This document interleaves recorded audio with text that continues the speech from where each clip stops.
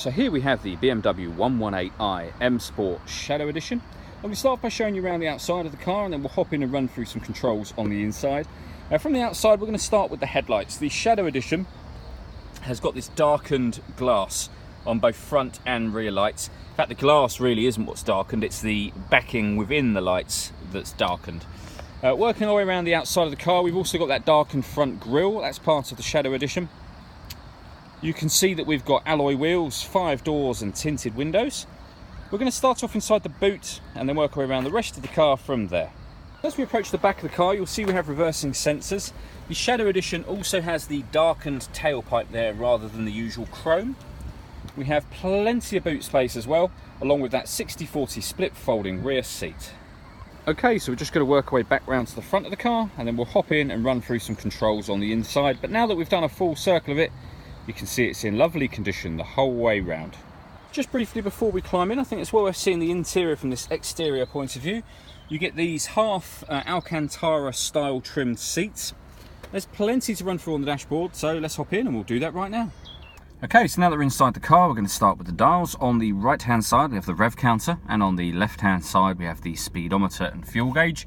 You can see the total miles on this car are 3,895. The information displayed above that can be changed using a button on the end of the indicator stalk for various different bits of fuel economy information. And if you want to, you can leave it on a digital readout for the speedometer, which will actually take over the majority of that section of the screen, as you can see. Backing out to the steering wheel, on the left hand side we have cruise control and speed limiter, and on the right hand side we have stereo controls as well as voice activation for the phone. So hit that button, ask it to dial anyone in your contacts list, and it can do that for you without you having to take your phone from your bag or pocket. That is, of course, once you pair up your phone, and that is done on the screen in the center just here. So phone is paired underneath that heading. We've got radio and media just here. Now, all the movements I'm making with regards to going through these various different screens and options, they're all being done using BMW's iDrive system, which is essentially this dial. Twisting that will take us through the various menus. We can then select things by pushing it down. This also pushes to the right, left, up and down, like a joystick really, which becomes useful in various different menus. You can also access certain menus directly off of here if you wish to. So we're in the media menu at the moment. You can see this car has got DAB, FM and AM radio, a CD player. You can stream music wirelessly via Bluetooth audio, and there's a USB input as well.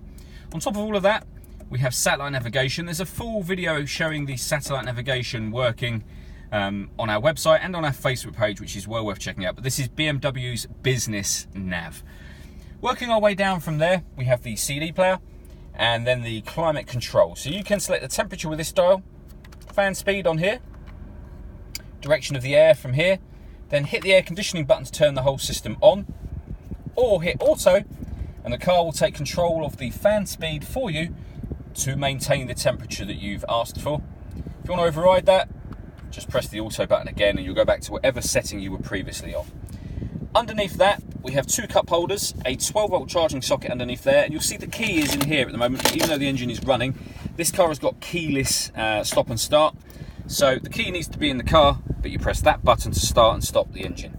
The button above that turns off the stop and start. So this car is designed to cut out in traffic to save you fuel. Pressing that button will turn that system off.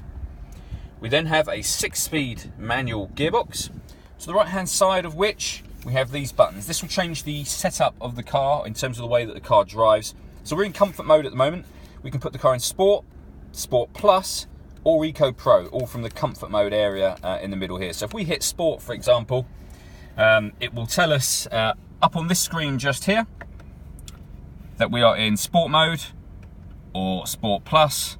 Sport mode basically makes the power steering slightly firmer, makes the accelerator pedal react quicker to what you do. Sport Plus does exactly the same thing, but limits the amount of traction control that the car has got as well. You can, if you wish to, for example, you can have the car in comfort, which is everyday driving. You can, if you wish to, turn off the traction control completely from this button just here. All that leaves me to say is thank you for taking the time to watch this video. If you'd like to come and see the car in person and have a test drive, please feel free to call any of our MJA sites. We'd love to hear from you soon.